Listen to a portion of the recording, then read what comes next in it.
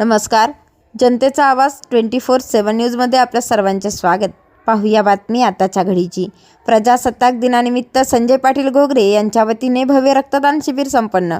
नांदेड शहरातील सिडको हडको भागात मागील 2007 पासून म्हणजेच 19 वर्षापासून सातत्याने प्रजासत्ताक दिनानिमित्त रक्तदान शिबिर आयोजित केल्या जातात. या रक्तदान शिबिराचे आयोजन युवा शक्ती मित्रमंडळाच्या माध्यमातून संजय शिवाजीराव घोगरे हे सातत्याने घेत असतात. मानवी जीवनामध्ये रक्तदान हे अत्यंत महत्त्वाचं मानलं जातं, कारण कोणत्याही फॅक्टरीमध्ये रक्त हे विकत घेता येत नाही, म्हणून कुठल्याही कारखान्यात हे रक्त तयार होत नाही. हे जाणून फक्त रक्तदानातूनच एकमेकाला सहाय्य होऊ शकतं. रक्तदान एखाद्याचा जीव वाचू शकतो, एवढा महत्त्वाचं हे रक्तदान आहे. एवढं महत्त्व मौल्यवान सामाजिक कार्य करणारे संजय पाटील घोगरे यांच्या माध्यमातून मागील अनेक वर्षापासून रक्तदान शिबिर आयोजित केली जातात. 2026च्या या रक्तदानाचं औचित्य 26 जानेवारी 2026 हे असून या शिबिरामध्ये प्रमुख पाहुणे म्हणून भारतीय जनता पक्षाचे नेते एकनाथदादा पवार, भारतीय जनता पक्षाचे नांदेड दक्षिणचे नेते बालाजी पाटील पुणेगावकर, त्याचबरोबर नांदेड दक्षिण, नांदेडमधील प्रभाग क्रमांक 19 आणि 20 मधील सर्व नवनिर्वाचित नगरसेवक यांची उपस्थिती होती. यावेळी शेकडो रक्तदात्यांनी रक्तदान केलं आहे. जनतेचा आवाज 24/7 न्यूजसह संपादक प्रदीप मगरेसह मी अँकर अनिशा दोडके. दरवर्षीप्रमाणे यावर्षी सुद्धा प्रजासत्ताक दिनानिमित्त रक्तदान शिबिराचं आयोजन केलं आहे. हे रक्तदान शिबिर 19वा आहे आमचं. सतत आम्ही 18 वर्ष झाले 19 चालू आहे. हे माझे मित्रमंडळ, युवा शक्ती मित्रमंडळ आणि भाजपा या दोन्ही याच्यातून आम्ही रक्तदान शिबिराचं आयोजन केलं आणि तुम्ही प्रतिसाद बघत आहात की चांगला प्रतिसाद आहे. आणि हे संध्याकाळी 6 वाजेपर्यंत रक्तदान शिबिर चालू आहे. 6 वाजेपर्यंत आम्ही रक्तदाते येऊन रक्तदान करतात.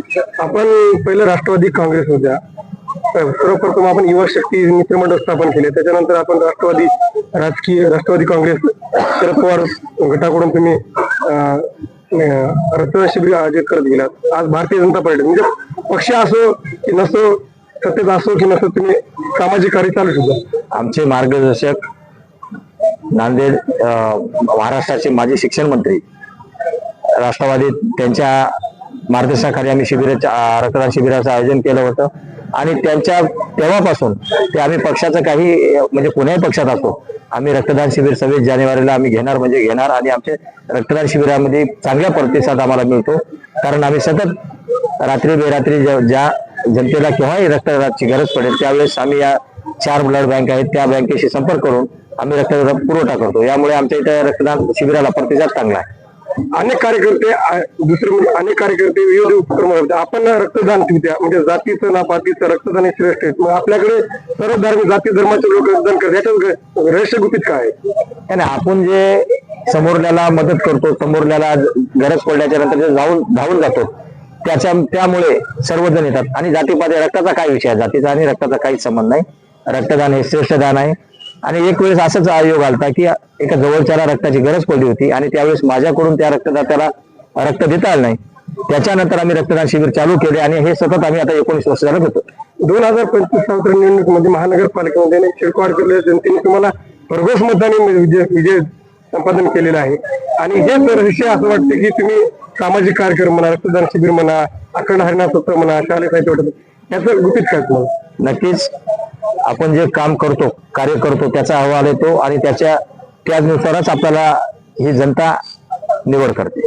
कारण आम्ही जे रक्तदान शिबिर असेल, कोरोना काळात काम केले होते आणि आरोग्य शिबिर, मी एमजेमच्या मार्फत एक मोठं आरोग्य शिबिर घेतलं होतं. त्याच्यामध्ये 350 गरजूंना जे शस्त्रक्रिया करायची होती ती उपलब्ध करून दिली ती. सांगण्याचं एकच आहे की आपण जे करतो त्याच्यावर जनता आहे आपल्या पाठीमागे राहते. आपण चांगले केल्याच्या नंतर नक्कीच चांगलं होतं. मला अंदाज आहे 400-450 तरी होतील, 400-450 दिवसभरात. 19 आणि 20 मध्ये भाजपच्या उमेदवार 9चे 9 पैकी 9 निवडून आले. अशोक चव्हाण म्हणजे गॅरंटेड मी आहे. आणि आम्ही काल परत त्यांना प्रश्न विचारला असता, म्हणजे जो सक्षम आहे, जो सांभाळू शकतो यांना महापौर देणार आहे. आपल्याला पक्षातून काय शब्द? नाही, जे साहेब म्हणतील, महाराष्ट्राचे माजी मुख्यमंत्री, आपले राज्यसभा खासदार, नांदेड जिल्ह्याचे विधाते जे म्हणतील, अशोकराव चव्हाण साहेब जे म्हणतील ते आम्हाला मान्य आहे. आणि या 19-20 प्रभागामध्ये जे साहेबांना नियोजन लावलं होतं चव्हाण साहेबांनी, त्या चव्हाण साहेबांच्या मार्गदर्शनाखालीच हे 9ला 9 सीट आलेल्या आहेत. आम्ही काम केलं, परंतु त्यांच्या सूचनेप्रमाणे आम्ही काम केलं. त्यांचा आदेश जे होता, जे त्यांनी सांगितलं, एक छोट्या गोष्टीवर लक्ष देऊन त्यांनी आम्हाला निवडणुकीला समोर जाण्यासाठी सांगितलं आणि आम्ही तसं गेलो आणि 9ला 9 सीटा आपल्या नवीन भागामध्ये भाजपच्या आलेल्या आहेत. शिरकाडमध्ये युवक नशाच्या आहारी जात आहे, म्हणजे गुटखा, पान, दारू, आणि या माध्यमातून तुम्ही रक्ताचा संदेश देतात. म्हणजे इथल्या युवकांना काय संदेश देणार? युवकांनी नशेच्या आहारी जाऊ नये. त्यांनी जास्तीत जास्त आपलं शरीर कसं चांगलं राहील याच्याकडे लक्ष दिलं पाहिजे आणि या रक्तदान शिबिरामधून आम्ही तेच समोर युवकांच्या ठेवणार आहोत. आणि आम्ही सर्व नगरसेवक जे आपल्या भागातले नशेच्या आहारी जात आहेत मुलं, त्यांना आम्ही प्रेरणा म्हणजे देऊन त्यांना विनंती करून ते नशा आपल्या भागातले नशेमध्ये जे जाणारे वर्ग आहेत तो कमी झाला पाहिजे, यासाठी आम्ही 100% प्रयत्न करणार.